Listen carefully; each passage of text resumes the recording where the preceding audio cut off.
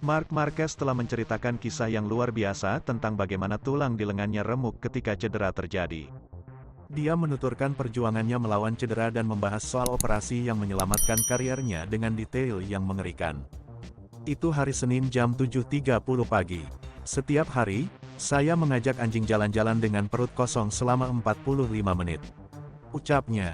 Saya membuka paksa pintu geser, saya merasakan retakan dan berkata, sialan. Ketika saya melihatnya, ternyata ada benjolan di tangan saya dan saya bertanya-tanya apa yang terjadi, ungkapnya. Saya membangunkan fisioterapis saya dan saudara laki-laki saya. Saat itulah saya mulai pusing. Saya berbaring di tempat tidur dan dia berkata, biarkan saya melihat, ucapnya.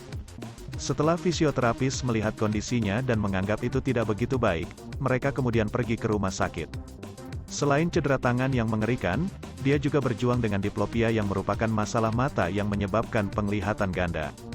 Marquez berharap trauma fisik terburuknya bisa terlewati dengan baik jelang MotoGP 2023. Juara dunia 8 dari 10 musim antara tahun 2010 sampai tahun 2019, Marc Marquez mengaku merindukan tekanan bertarung di bari depan MotoGP. Pembalap Spanyol itu dirundung cedera lengan dan mata sejak awal tahun 2020, menyebabkan dia melewatkan 23 balapan dalam 3 musim terakhir. Marquez masih berhasil meraih satu-satunya kemenangan MotoGP Honda selama periode itu, berkat 3 kemenangan pada 2021, tetapi itu jauh dari kemenangan pada 2019, ketika dia finish pertama atau kedua hampir semua sirkuit. Jika Anda memiliki mentalitas seorang pemenang maka Anda selalu menerapkan tekanan otomatis, itu selalu membantu mengeluarkan lebih banyak, terutama di momen-momen penting, kata Marquez. Sejujurnya, dalam beberapa tahun terakhir saya merindukan tekanan itu, tekanan otomatis itu, ucapnya. Jelas, kami belum memulai musim ini, tetapi kami berbicara tentang sejarah tim ini dan, ya, kami harus berjuang untuk gelar, ujarnya. Kita akan lihat apa yang terjadi selama balapan, tapi hari ini kita membicarakan gelar dan kita akan memimpikannya, baik untuk saya atau Joan, ungkapnya. Sementara itu posisi di tim pabrikan Ducati Lenovo pada akhirnya berhasil direbut oleh pembalap Italia, Enea Bastianini.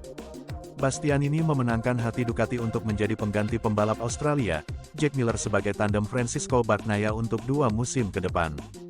Kandidat lainnya yang kalah, Jorge Martin akan tetap bertahan di satelit Pramac. Juga menjaga Martin, Ducati memberikan pembalap Spanyol itu 2 tahun kontrak dengan jaminan mendapat motor yang sama persis dengan pembalap pabrikan. Ducati bahkan berjanji bahwa Martin akan didukung untuk menjadi juara dunia dengan tim satelit. Hal ini disampaikan langsung oleh salah satu petinggi Ducati MotoGP, Paolo Ciabatti. Dan jika Martin berhasil, maka dia akan mengulang prestasi legenda Italia, Valentino Rossi yang menjuarai MotoGP dengan tim satelit pada tahun 2001 silam. Saya pikir Jorge akan menjadi salah satu pembalap yang akan memperebutkan gelar ini. Tahun lalu dia membalap dengan motor yang membutuhkan pengembangan lebih dari yang kami harapkan. Balapan sprint akan bermanfaat untuk daya ledaknya. Pria yang menduduki kursi direktur olahraga Ducati Corse itu tak pernah ragu dengan peluang Martin menjadi juara dunia. Martin akan menerima semua dukungan yang dia butuhkan dari Ducati untuk menjadi juara dunia bersama Pramac. Jika Ducati ingin mencegah hal itu terjadi, mereka tidak akan diberikan peralatan yang sama dengan pembalap tim pabrikan, dengan dukungan teknis yang persis sama, tegas Ciabatti. Martin memiliki kemungkinan yang sama seperti